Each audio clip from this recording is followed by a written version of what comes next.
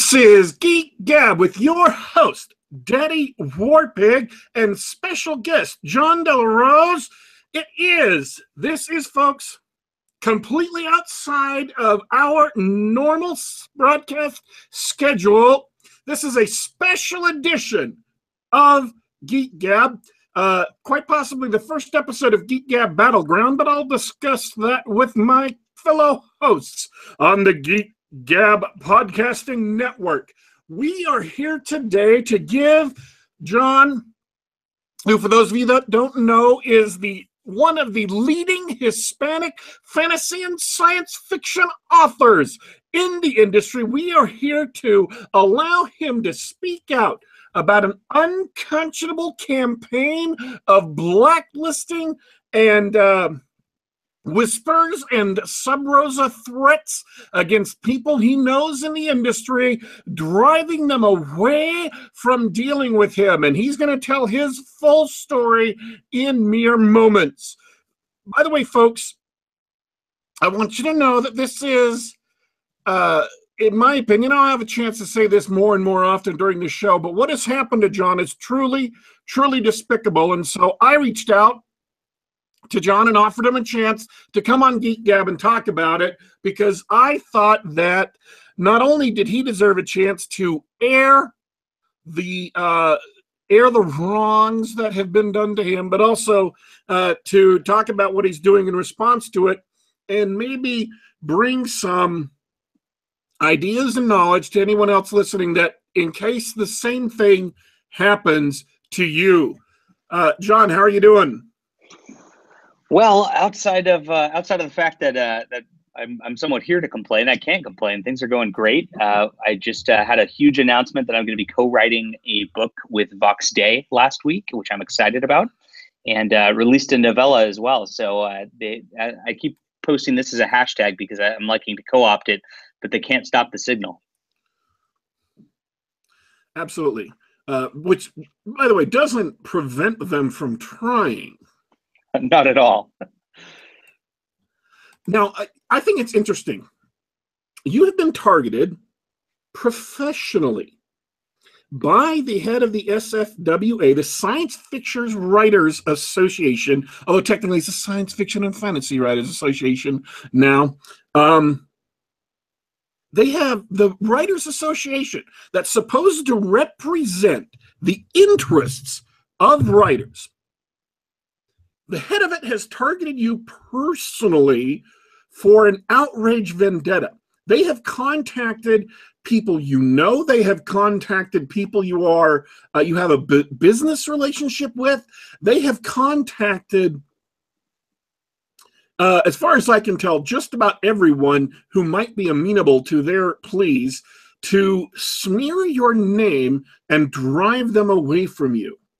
Is that an inaccurate statement?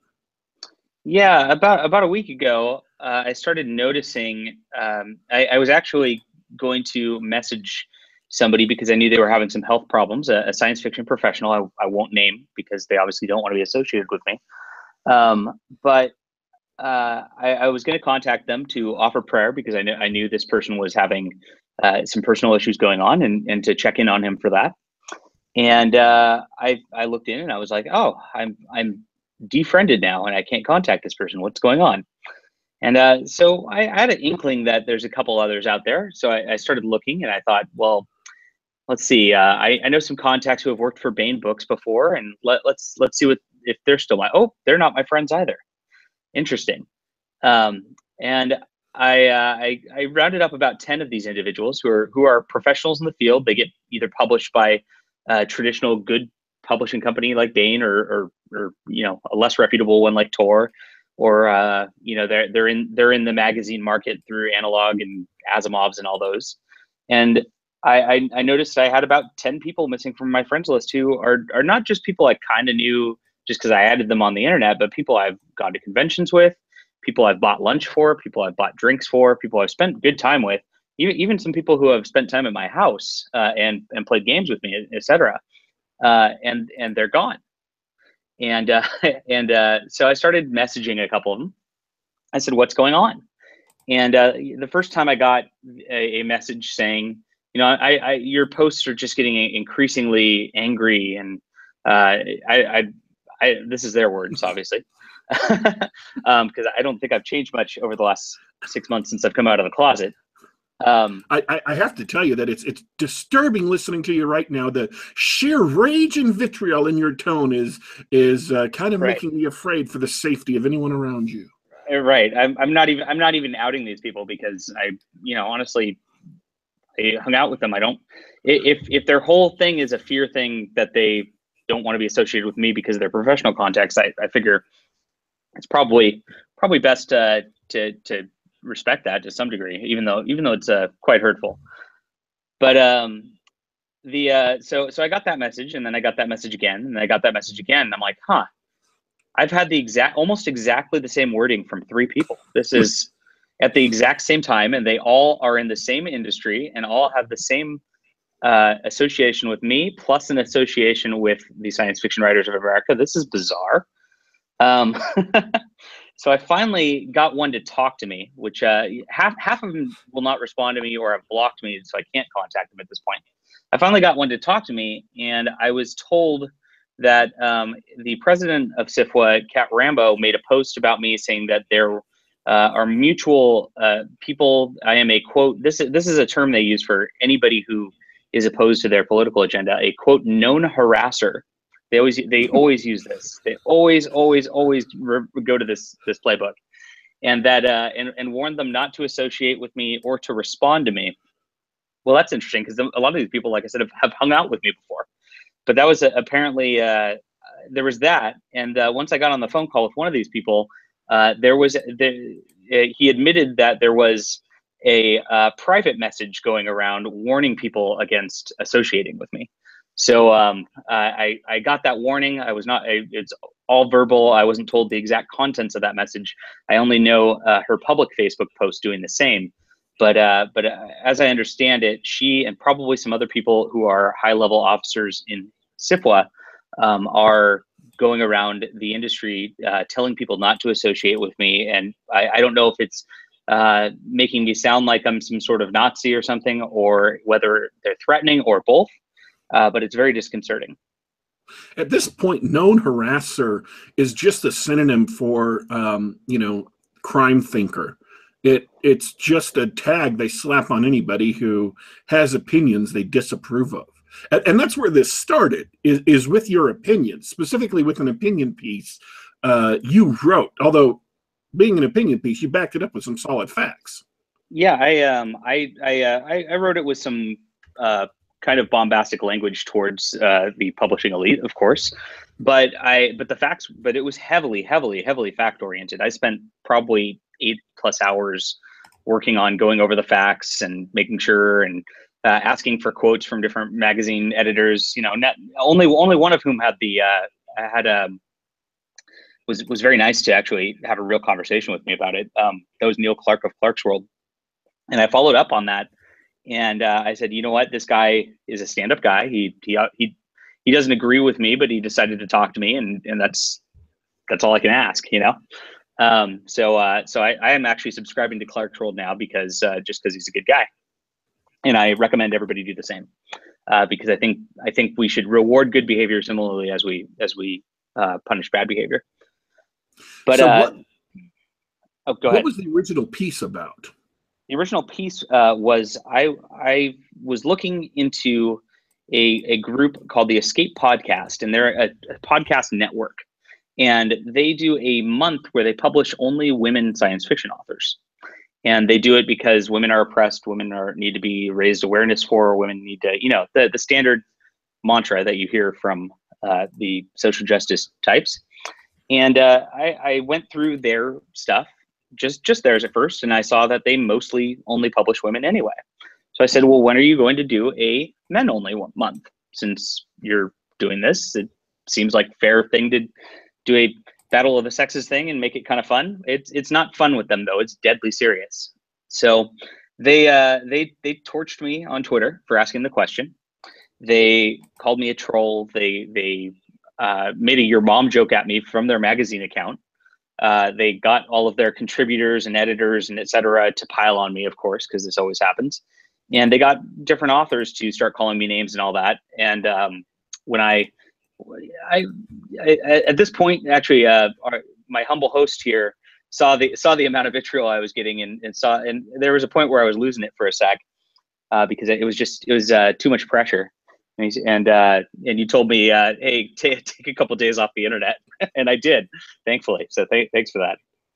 Absolutely. So that was kind of the onus of that. And once I saw that, I said, you know what, I'm going to do a sampling of the entire industry. I'm going to go through every professional magazine that puts out monthly science fiction stories that I can find, and I'm going to total up whether they're just their rates of male or female publications, and look into this. And I found that just on a one-to-one basis of just publishing, not alone submitting is another story, which I'll get to, but that women are published about 16% more often than men. So if that's the case, there's just on that alone, there's definitely no need to feature women artists only and never men artists, because the industry is obviously mostly only publishing women. Now you get into the submission data, and I've talked to 4 different editors at different magazines. Clark was the only one who gave me a real conversation, but I got a little bit of info from a couple others. And men do submit more than women at all of the ones that I asked by good amounts. It's not even close, they said. So I kind of looked up some data. I had another author who's anonymous in this help me based on a site called Submissions Grinder. And we determined that the average woman has about a 2% chance of getting their story accepted by a magazine, which is very low because there's thousands of submissions per story published. And the average man submitting has a 0.5% chance. So there's about 4 times the amount of women that are able to get published. Just that's your odds. Your odds are 4 times better if you're a woman, just based on the submission data. So very disconcerting stuff. And so of course I made sure everybody was aware of this, and the president of the Science Fiction Writers of America should probably know about this happening in the industry, because it's her job to, quote, protect writers. That is their mission statement on SFWA, and she took a lot of exception to that article existing. By the way, folks, just in case you were interested in reading the article, it is currently it is linked to in the description below the vehicle, so you can go check it out after the show is over. So yeah. You wrote this article, and it got a lot of response from a lot of people, especially because it kind of, well, not kind of, it directly contradicted the current narrative, the current victimology narrative popular among a certain set of people. Yeah, I mean, this isn't abnormal, this woman only month thing. I mean, almost every one of these magazines in their submission data says we prefer women and minorities and disabled and whatevers.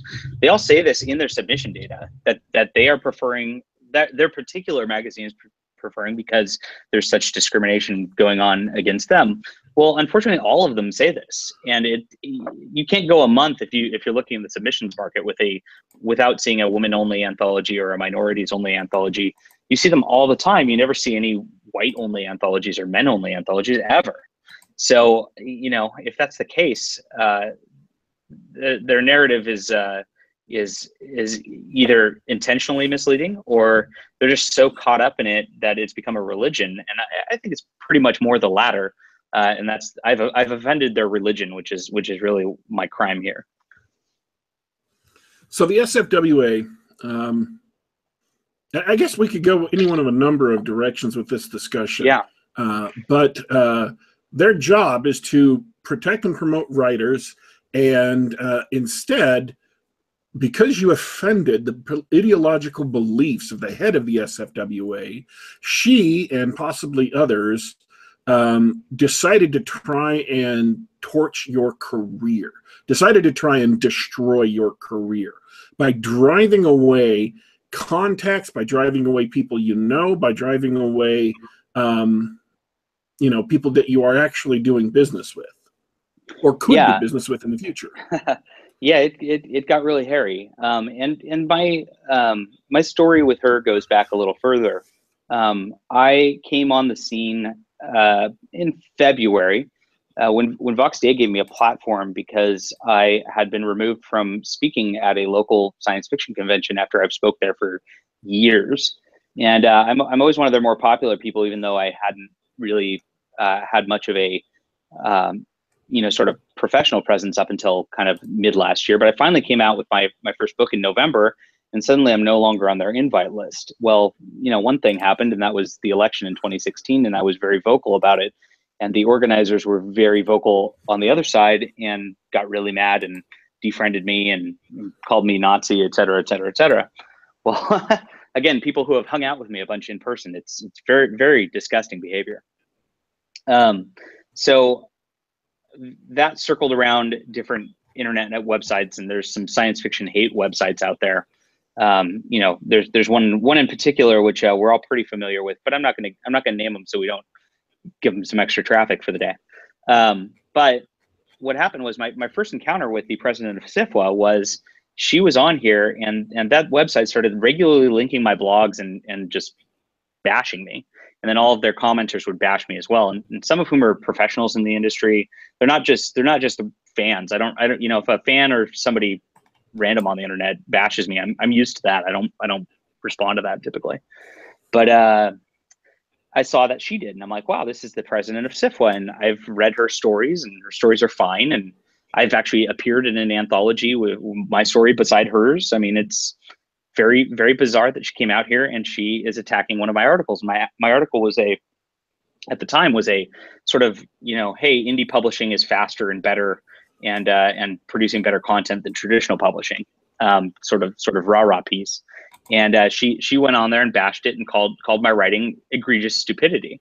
Well, if she's doing that from her position of power against a random independent author who has one book out, which I did at the time, that's a bad thing for a organization, like you said, that their whole point is to defend authors. So I started using that piece for marketing, of course, because if she calls me that, then I'm kind of a banned author at that point. She didn't like that, but whatever. A couple months later goes by, and a professional author tells me, hey, she's a reasonable person. She doesn't want a part of this culture war. She just wants to be, kind of help everybody out. And I'm like, okay, well, I'll reach out and I'll try to see if we can do something here. And so we had some conversations back and forth, which were perfectly reasonable and perfectly fine up until this piece came out. Once this piece came out, she actually went through my Facebook and found, quote, bad things I was saying, and would send me emails with them to prove I was a bad person. She called me a troll via email, said she didn't have time to deal with trolls like me. She called my piece, which I literally just counted up stories and published the results. She called them alt numbers, which they always like to throw alt in front of something as like an insult. It doesn't even make sense. But so she got pretty bad from there. And my main qualm after that, I mean, I was pretty offended that she didn't, just have a regular discussion about the article like a normal person, but instead attacked me. But she also took to the Science Fiction Writers of America's professional account and retweeted a tweet of hers that was diminishing my piece and trying to prove that I was wrong. It didn't actually, provide alternate numbers that showed I was wrong. It just said that my methodology was wrong and didn't exactly say why. And so she did that, and I looked at that and I went, wow, I know Vox Day was kicked out of SFWA for doing this very thing by taking a personal vendetta against a writer to that Twitter account. That was their reasoning for kicking him out. And now she's done this for me, and she's the president. And this is obviously not acceptable. Do they have rules? And I found out they didn't.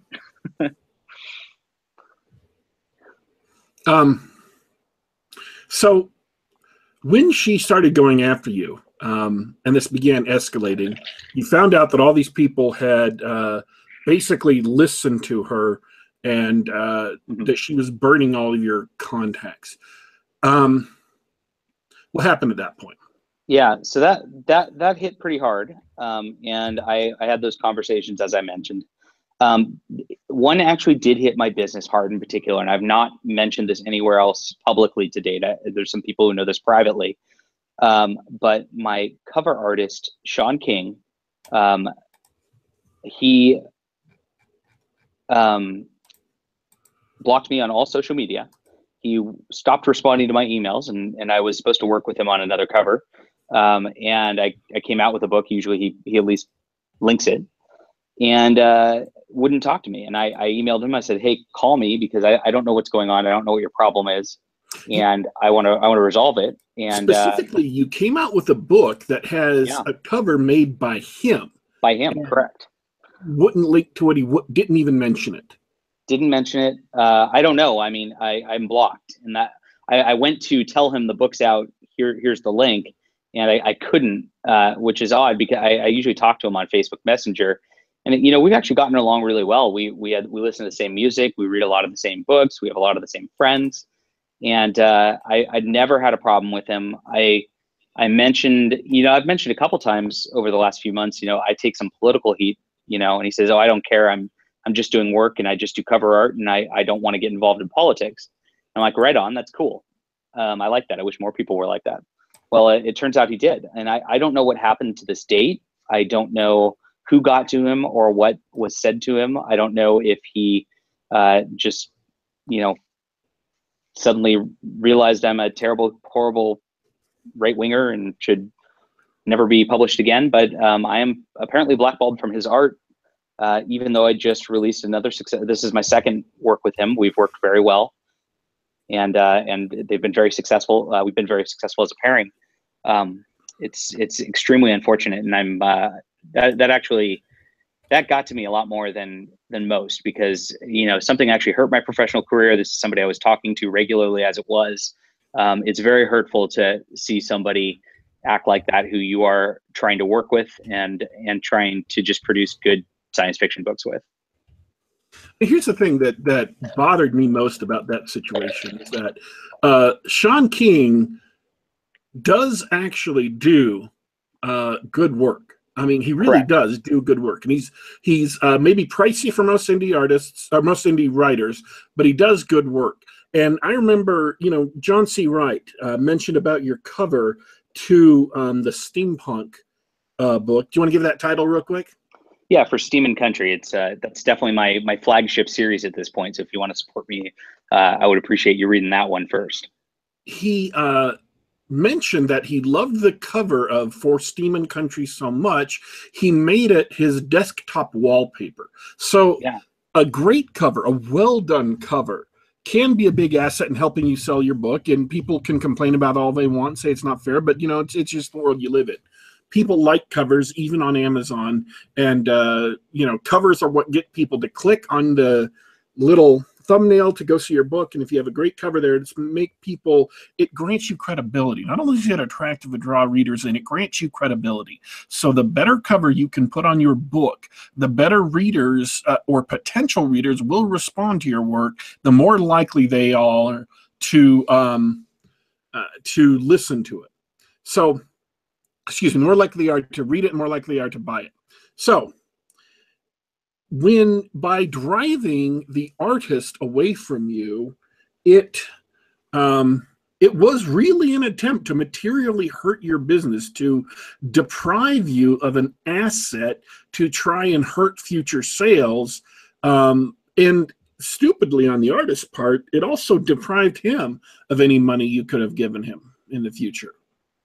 yeah, I haven't seen much about it because, as I said, I'm blocked. But I did have another friend over the weekend tell me, "Hey, people mentioned Sean King in conjunction with you. Now that there's all hero projects ago, and calling you a Nazi, with tagging him on it." And I'm like, this is so out of control. It's you want to talk about Nazi behavior? I mean, it is literally trying to stop people from being able to just write stories and get other people to see them just based on the fact that they don't like the person personally because they're a part of a wrong group. it's extremely disconcerting. I mean, they're literally trying to drive you out of the business of being an author. They're trying to drive you from the field by denying you all, anybody that you could talk to, anybody at BAN, and obviously everybody else. And that is, for most people, a real danger and a real threat. And we've seen things like this happen to Nobel Prize winners. We've seen things like this happen to guiding light figures, foundational figures in programming. We've seen this happen to entertainers. We've seen this happen to a lot of people. And social justice warriors, SJWs, don't just disagree. They don't just argue with you.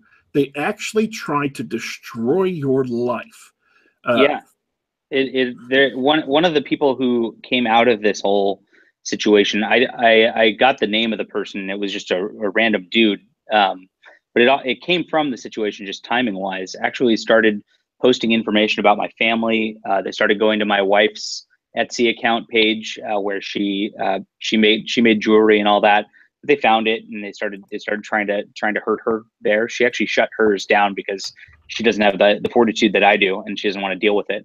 And then they posted information about my young children, and it was extremely frightening. When I saw that, I thought, "Whoa, they're finding information on my family and then threatening my family." I called the police on it, and because the way they worded it was not a direct threat. They said it was protected under free speech, and they can just post information about children, which is also disconcerting.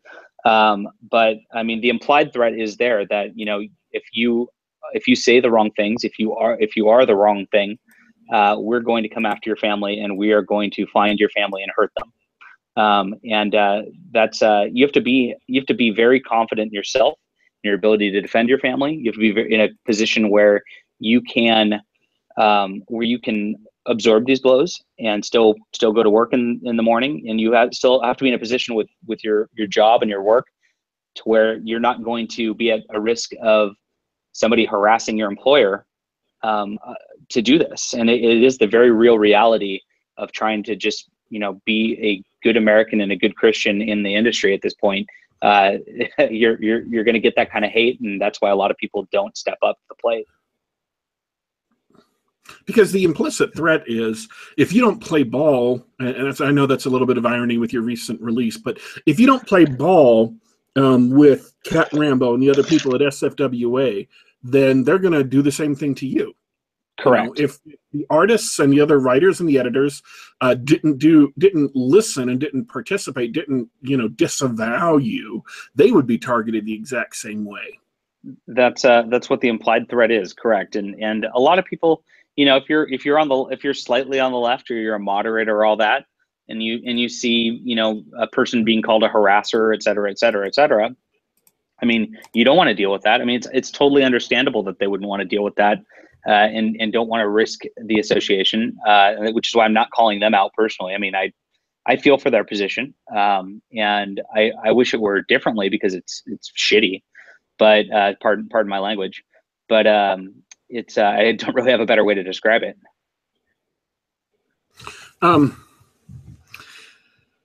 So at this point, you have done all you can to make yourself, what's the term? And I don't know who came up with this term, anti-fragile.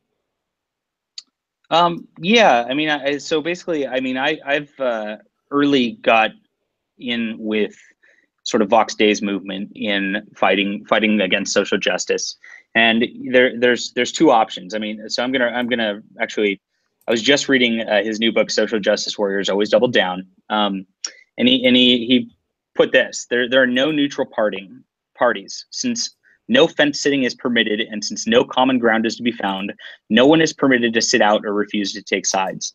Sooner or later, you are going to be forced to declare yourself, either by publicly submitting to the SJW narrative or openly rejecting it. And that's what they force you to do. They force these ultimatums every time, and a lot of people, like I said, can't fight it. But I decided to, And so I decided, you know what, screw it. There's nothing these big publishers can do for me that I can't do better. I'm just going to go out there and produce content myself. I'm not going to stop. I'm just going to produce. I'm going to blog every day. I'm going to Periscope every day. People are going to watch me and people are going to read me, and I'm going to put out books as fast as I possibly can, and screw it. And I think that's the only way to put a stop to it. If you are on their target list for any reason, and you will be. I mean, if you are a conservative, even slightly, if you're kind of in the middle and you're trying to play this game, I know a lot of people who are, and if you're trying to play the game quiet because you don't want to rock the boat, and you want to get published by Analog, and you want to get published by this group and that group, and so you don't want to deal with it, know this. There are a lot more people who read my books than read most of those magazines. There are a lot, and once you're in those magazines, here's the other truth, and I talk about this with short fiction all the time. They might go in for their big author who's in that magazine, and they'll read it for that author's magazine.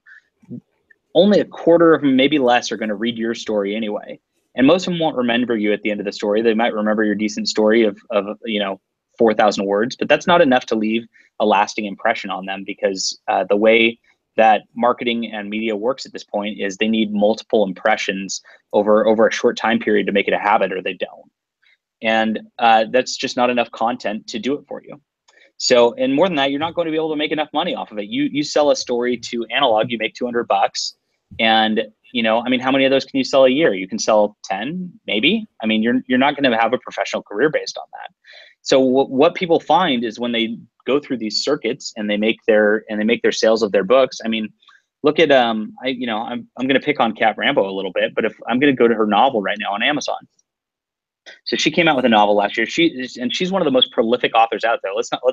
I'm not going to demean her or diminish her what she's done here. She's got hundreds of stories out there. She has done better on the short fiction writing circuit than almost everybody. She is the 1% of the short fiction market of people who are professionals already. So if you think you can get to this point, it's very, very, very, very, very, very, very rare. And she came out with a novel last year, and let's take a look. So there's an exponential curve of sales to reviews and sales to the Kindle store. She's at rank 823,000 in the Kindle store right now, which means somebody hasn't bought her book, even a copy, in 6+ months. She's at 27 reviews, which is less than half of my steampunk book that I independently released by myself. And this is a person in that sort of power who's had 200+ stories to her name. So that sort of going into that market will not build you a career. There's in no way does it build you a career. It'll build you cred among this small author circle, but these small author circles do not buy books. They don't read books. They're busy writing their own books. And so it does you no good. And Nick Cole told me this right away. He said, you don't need author friends, you need reader friends. And that's the correct attitude towards the business, in my opinion. Was her book traditionally published, by the way? Her book came out through Wordfire Press. So Wordfire is a larger one of the small press, but they are still a small press. But they get a lot of the bigger name industry professionals under their banner. So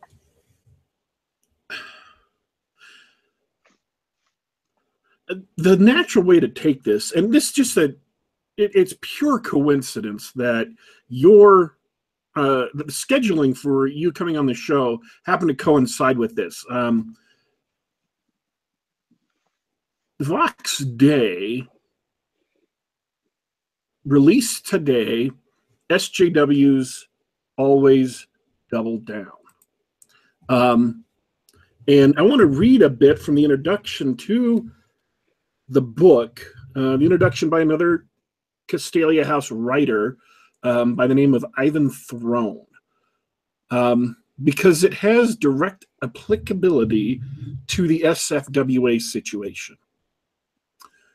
Today, corporations topple, riddled with social justice warriors who screech and threaten and grovel, advancing by any means necessary their infected parasitism until the enterprise no longer exists to pursue its business in the market. but expires as a hollow husk directed only towards the promotion of the social justice warrior ideology, all at the expense of customers and markets it was built to serve.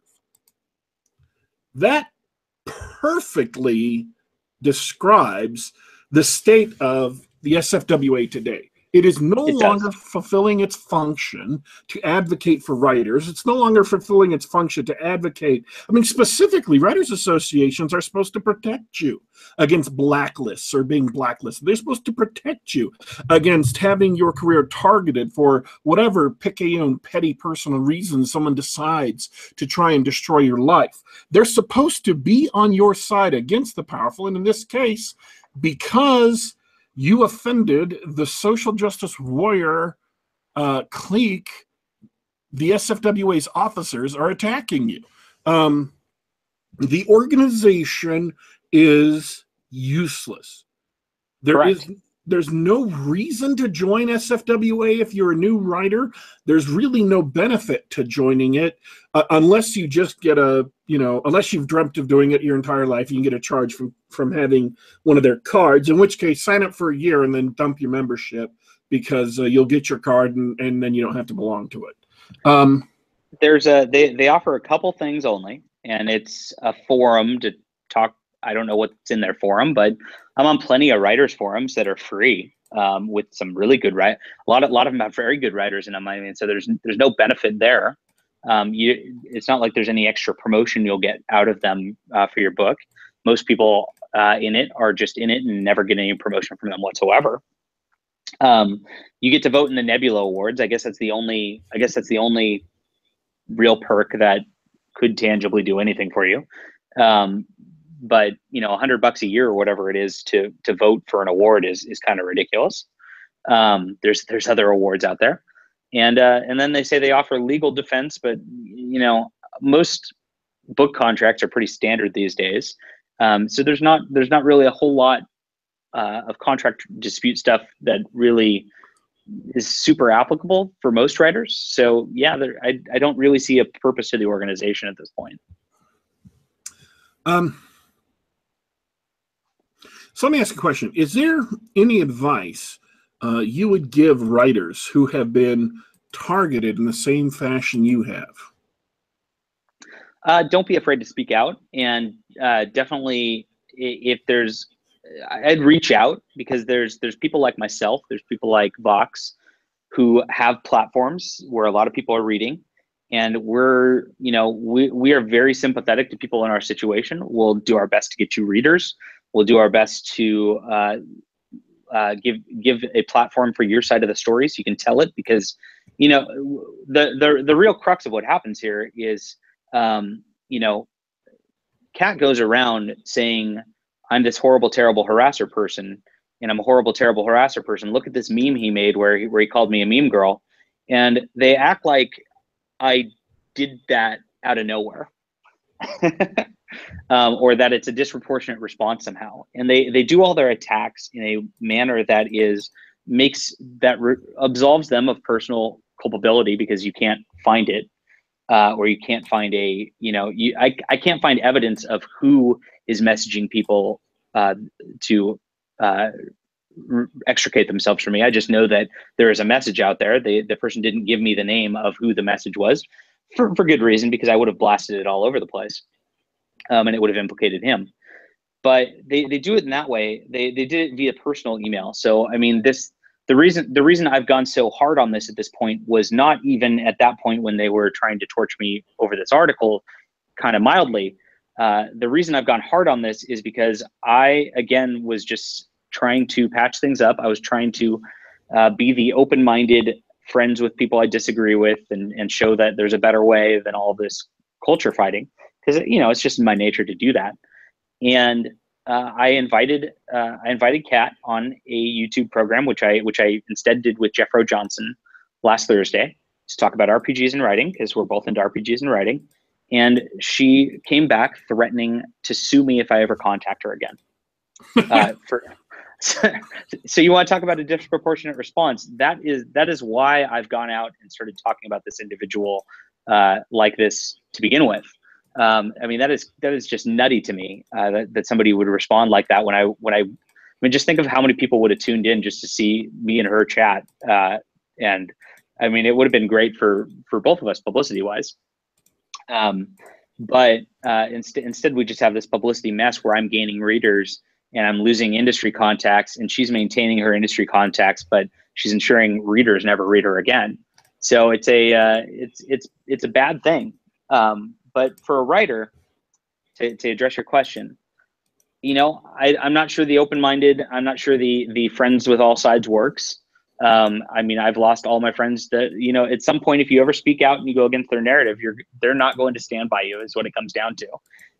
Only the people who are true, loyal people who value loyalty are going to stand by you. And there's not that many, because we've already talked about the repercussions of people coming after your families and your jobs and things like that. So you can only expect to stand alone, and there's very few of us. But I suggest fighting anyway. The more of us fight, the more it diffuses. So if I'm fighting and you're fighting and Vox is fighting, it's better than if Vox is just fighting alone, because they can pile on Vox by himself a lot easier. But, you know, if there's 10 of us, it diffuses that, because they only have so much energy to go after all of us, right? And so much time. And, you know, if there's 100 of us, then there's only, you know, that gets diffused even more. And once there's 1,000 of us, you know, I mean, they can't stop us at that point. So I think fighting is the answer. And I think making contacts with people like Daddy Warpig here, your host, and like myself, like Vox Day. Ivan Throne's another great one, as you mentioned. He's a guy who's a real stand-up guy who cares. John C. Wright's another great one. I can go on. There's a lot of people out there. It's not a small group anymore like it was when the Hugo thing started a couple years ago, and it's getting bigger because of this whole Comicsgate thing. Because now we've got diversity in comics, and we've got all these other people who are fighting this same fight. So you will not lose anything. You will gain a readership real quick. I am, you know, I get accused of using this as a stunt sort of thing to gain a readership pretty often, because I do. What happens is I figure there's two choices. I can use somebody's attack on me as a marketing piece and make light of it and have fun with it, and you know, I can laugh it off plus gain sales, or I can ignore it, internalize it, and get upset. I choose to use it for my own profitability, because if it's there, I might as well use it. I don't want it. I've always wanted to, if I could hang out with John Scalzi tomorrow and just have a drink and hang out and laugh and be friends, I would much rather that. Same with Kat. I mean, I'd like an apology for the way they kind of came at me. But you know, I mean, I'm not I don't hold grudges, but I also don't expect it'll ever happen. So I think fighting is the answer. And I think publishing yourself and putting out as much product as fast as possible is the way to do it, because we are in a new internet era where people just want content. They want to binge content, and they also want something new, you know, every week, every month, every day. They're craving it. So don't be afraid. I'm gonna read something I wrote over on Twitter because it has direct applicability to this situation. So this isn't necessarily for John. This is for people in the audience. And I assembled this into a moment. It's about fighting the culture war. The thing about being a culture warrior, nobody's got our backs but us. And I'd like to point out, folks, that if you're not a culture warrior now, sooner or later you will be, because the howling mob will be coming for you, especially if you're active on social media, and double especially if you're active in a creative field like comics or writing or TV, whatever. So to continue, the social justice left is trying to destroy our hobbies. The establishment right just doesn't care. The establishment right doesn't care about video games, role-playing games, comics, anything. They're all about elections, candidates, polling, not culture. It's up to fans to save the stuff we love, and not normie fans. Persnickety, stubborn, disreputable fans. See, if you are on the front lines of this culture war, you kind of have to accept that you are going to be disreputable. You are going to be, in certain cases, by social justice and by normies who don't know the difference, you're going to be disreputable and despised. And the only allies you're going to have are the other people who have themselves declared to be disreputable and despised. And I'm not going to read the rest of this, but I'll link to it in the description. It's right on. You have to accept that the only allies you're going to have are other people who are also outcasts like you, until we get enough people who are outcasts to become so there's so many of us that we become a new establishment, an alternative to their establishment.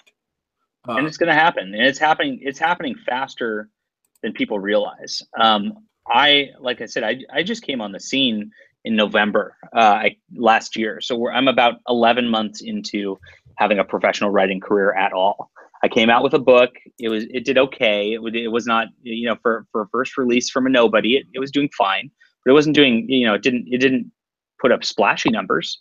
And when I got involved here, and when I was truthful about what's been happening to me, and truthful about who I am, I found a much broader base of support, because people invest in people more than they invest in product. You have to have a good product too. I mean, my Star Realms book was very widely praised, and I had a great editor on it who was nominated for a Hugo Award herself a couple years ago, and we put out a very good product for that game.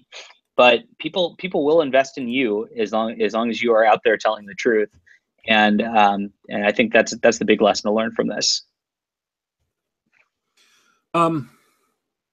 So those of you who are either have been, are being, or will be targeted by social justice warriors for the exact same thing that has happened to Jon, I have included in the link below, that included in the description below the video, a link to the SJW Attack Survival Guide, which will give you some tips on what to do if you've been attacked like this, how to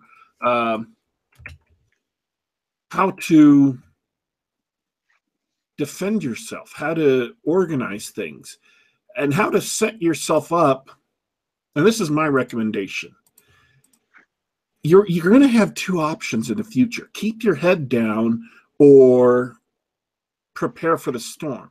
There isn't going to be, especially if you're a writer or active on social media in a non-anonymous fashion, keep your head down and hope they don't notice you, or prepare to weather the storm. Those are your only two choices. And preparing to weather the storm means arranging your life, arranging your business matters such that it is difficult to impossible for them to destroy your livelihood, which they will do. If you remember the dentist who went hunting in Africa, they destroyed his business.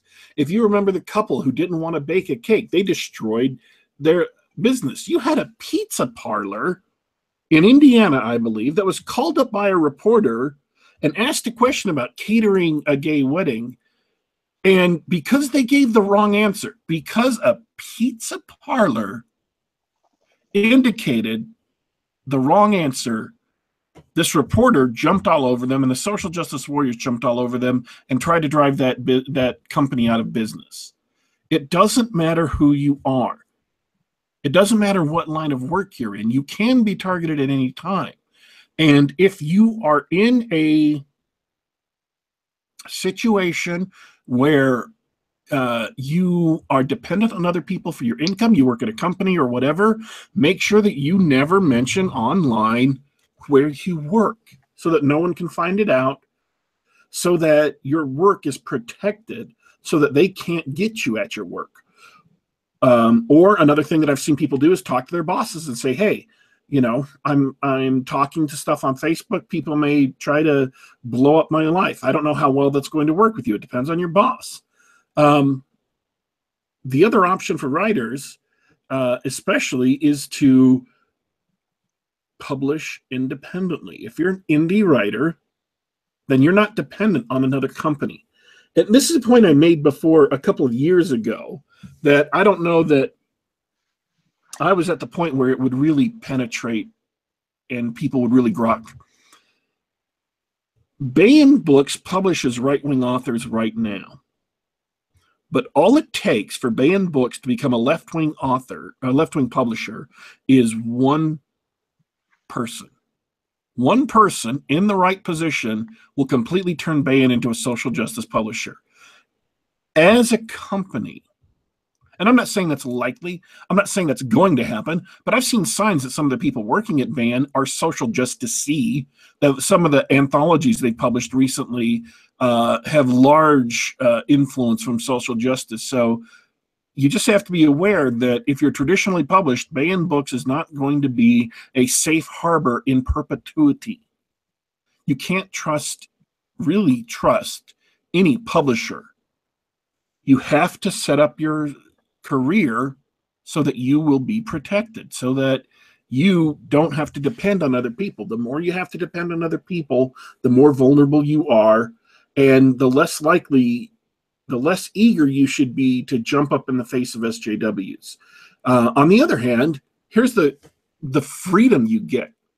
If you've already been declared anathema, if you've already been declared unclean, outcast, leper, it doesn't matter what you do anymore. As soon as they have cast you out, as soon as you are unspeakable, then it doesn't matter what you say. You can say whatever suits you according to your moral code and beliefs, because that's it. They've already done it. You're already out. You don't have to worry about enraging one of these psychopaths who are looking to take a scalp because it gains them credibility in their community. They have an entire cult based around hunting down and public punishing crime think. And as soon as they've declared you to be a crime thinker, you don't have to care anymore. You can just do exactly what you feel you need to do. So honestly, yeah, I am suggesting that people whose lives can be easily disrupted or who are vulnerable to disruption, you might want to tread a little bit more carefully. Create an anonymous account to be involved with fighting the SJWs so that they don't destroy your real life. On the other hand, if you've already been cast out or your life doesn't depend on anyone else, then by all means, you know, raise the flag high, go on the warpath, say what you need to say, because it isn't going to matter to you. And I want to add something to this. I want to add something to this because there's a lot of us. If you are in that position, especially if you have a job and you have to be careful, like Daddy's suggesting here. Support people who are able to get out there. This is the big thing. Vox mentioned this the other day in conjunction with Alt Hero. Alt Hero is a superhero concept that is meant to take on the social justice establishment of Marvel Comics and the comic industry that is 100% blackballing people who are not of their crew. There's not a single writer for Marvel Comics who does not completely advocate for crazy social justice politics. This is a very successful. I've never seen a comic Kickstarter like this make this kind of money. It's already $90,000 plus, and there's a lot of great people involved, including myself. But on the flip side, the people on the right, nobody. He mentioned this the other day. Nobody in right-wing media has mentioned it, and we often do not get involved in culture. We kind of stay out of it. to a degree where I get that, and I agree with the if you need to kind of keep quiet, keep quiet. But you can back these projects anonymously. You can help supporters. Your Amazon purchases are tracked by Amazon, but I mean they're private with your own home. And these content creators who are out there really taking the heat like this need that support more than anything, because there's a couple reasons. One, I mean, this is our living, that we need the support on that level.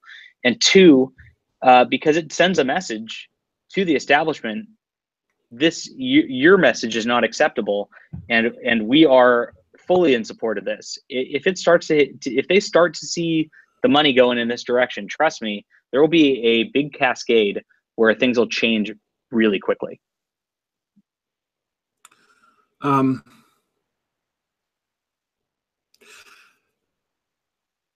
For people who are wondering, I would recommend reading SJW's Always Lie. I haven't read SJW's Always Double Down, but I have bought it. It's sitting on my sitting in my Kindle program, and I've read the introduction and a large portion of the first chapter. So have I done enough to sound a warning for people to be prepared? I hope so. You know, I think it's from the Wu-Tang Clan. Protect your neck. That's right. Don't put yourself in a position where they can easily destroy your life. Be aware that this is what's going to happen. I mean, they're doxing John's children. Okay? That's how low these scumbags are. They dox children on the internet because he wrote an article that pointed out that modern science fiction and fantasy magazines are more likely to publish women than they are to publish men. Because he wrote that article, they tried to destroy his life, they tried to destroy his professional contacts, and they tried to dox his children on the internet. Right now, in the SJW Attack Survival Guide, again, links in the description, there is 8 stages of an SJW attack. Locate or create a violation of the narrative, point and shriek, isolate and swarm, and then reject and transform. So right now, John is either at step 3 or step 4. I hit step 5 a couple weeks ago there. Did you? Yeah, there was during that mass unfriending campaign, when I started asking about it, I got a lot of people going, "You just need to apologize, man. You just need to apologize and hope it'll work out." You were in a little message group when I was fretting about it a little bit. Thankfully, I mean, get a network of people like Daddy Warpig for real, because you know, you're sitting there and I'm sitting here nervous, freaked out about my kids. I don't want to deal with it anymore. And, you know, having 5 or 6 people there who have your back saying, don't apologize, which is, I believe, you know, point 3 of fighting SJWs. You know, that got me through it 100%. So make sure you have those people for that press for surrender moment, or, you know, I mean, it's pretty easy to break. I'm human, and I don't find myself particularly stronger or better than anybody else. I'm probably a little more susceptible than most to these kind of emotional deals, because I take disloyalty very personally. But it was there, and I appreciate you being there, man. Absolutely. And here's the thing, folks. Have I ever apologized to an SJW? Yes, once. Because I genuinely did something wrong, and I apologized. I needed to apologize. It was just a moral choice. On the other hand, what they're pushing for in an apology, in a regular SJW attack apology, because I wasn't being swarmed. This wasn't the target of a mob or anything. It was one individual person. I had misidentified them. They were John X, and I identified them as John Y. So I apologized because they deserved an apology. I misidentified the person. And it was one person. I wasn't being swarmed. I wasn't being attacked by a mob of SJWs. If you were a target of a swarm, never apologize. Never apologize, because it does not buy you any consideration. They will attack you harder because you apologized. You are showing them weakness. They will attack you harder, and they will use your apology as proof, not only of what you may have done wrong, but of any other crime they can accuse you of. They will use your apology as proof of it, especially if you didn't do anything wrong. If you didn't do anything wrong, do not submit to their viewpoint. Know that what you have done isn't an actual wrong, and that they don't deserve your apology. They do not deserve an apology if you didn't do anything wrong. So never apologize, because they will try and destroy you. They will use your apology as proof. Yep. Again, there's all sorts of good advice. Go ahead. I think we've pretty much exhausted the topic to this extent. The takeaways are, if you're in a position, speak out. If you're not, support those who speak out. We've talked about the original stuff of don't apologize, and the social justice warrior attack survival guide is very, very handy, and it's very true in all of these instances. I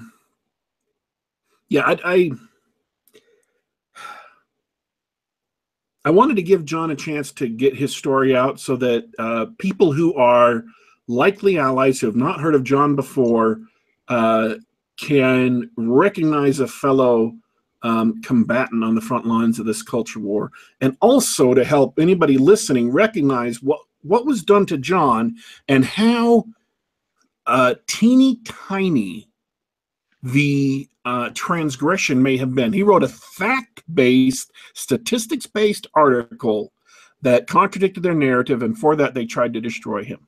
And I'll also point out that on that article, I mean, this is very important. They never came back. Nobody else did an analysis showing different numbers. They just called me a liar, called me all this other stuff. Nobody ever did different math that showed anything otherwise. They're all lazy, and they all just want to personally attack against the narrative. There's never anything logical about it, and that's why you can't even try to reason with them. So, all right, folks. Jon, any last words before we take off? Things are going great. I mean, right after this, Alt Hero was announced. My profile is going to go way up again, because I am going to be co-writing a book with Vox Day himself. My baseball in space novella, Gravity of the Game, has been selling great. It's a pretty niche concept, but everybody's liking it because I tell stories with great characters that are just fun. It doesn't matter what the situation is, and there's no politics in it. So if you want to just produce great content and be out there like I am, there's the painful days because of the attacks, but you really don't have to worry about it. There's an audience for you. You're not turning anybody off. That's how they lie to keep you quiet.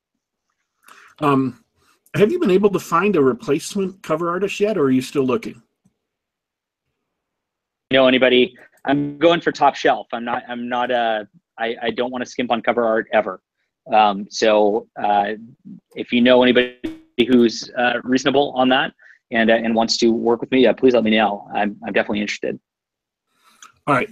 Thanks for tuning in, folks. This has been a special edition of Geek Gab. I don't know if we're going to be doing this again, but this has been Geek Gab Battlegrounds. Normally we try to steer away from politics, but today we just had to talk about it because they attacked a friend and a comrade of mine, and I felt that everyone who is in a similar position could definitely benefit from hearing about his experience and his response. And here's the thing. They did just about everything they could to burn his career down, but his career is going. His career kept on going. It was not destroyed because he did not give in. He did not give up. He continued to fight and found that there were allies. There were people who, when it looked the darkest, there were people who reached out and gave him the help he needed and helped lift him up, and you will too.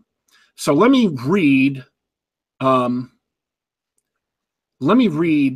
rest of this because I think it's kind of important. When social justice invades your hobbies or comes after your career, understand that they destroy everything they touch. And it's time for us, fans and creators, to reclaim, rebuild, or start over, because we are the only ones who will. We are the only ones who can. These hobbies are ours. We love them and we want them to thrive, and we're the only ones who will fight for them. Video games, ours. Comics, ours. Fantasy and science fiction, ours. Tabletop RPGs, ours. We built them. SJWs only destroy. It's a culture war, and we're culture warriors, and you win a culture war by making culture. Not by voting, holding hearings, or canvassing for votes. By creating, writing stories, making comic books, crafting games, whatever. And I believe in us because we can create. SJWs only destroy. They simply cannot win. It may take a while, but we can win. We will win. No one else has our backs, but we don't need them to. We've got this. We are revolutionaries. We're disreputable and despised. No one loves us but us. But we can outcreate SJWs any day of the week. And we already are. We're already storming the halls of power. We're already panicking social justice. We're already fighting and already winning. It's just a matter of time. Time and perseverance. If we endure, we win. It's that simple. One YouTuber, Diversity in Comics, has the entire social justice comic industry in a panic. They tried to do the same thing to him that they did to Jon because they're afraid. They're right to be afraid because we can beat them. We can outcreate them. We're culture warriors. Nobody has our backs but us. And nobody can stop us but us, because if we endure, we win. That's it. Thanks for tuning in to Geek Gab, folks. I hope you check out Jon's author page, check out his books, check out the original article so you can see exactly what crime he committed to justify destroying his life. Sci-Fi, Sexism by the Numbers. Again, that link is in the description to the video. The link to his author page is in the description to the video, and link to the moment of fighting the culture war and the SJW attack survival guide, all in the description underneath the video. Thanks for tuning in, folks. We are signing off for today, but don't you worry, Geek Gab will be back.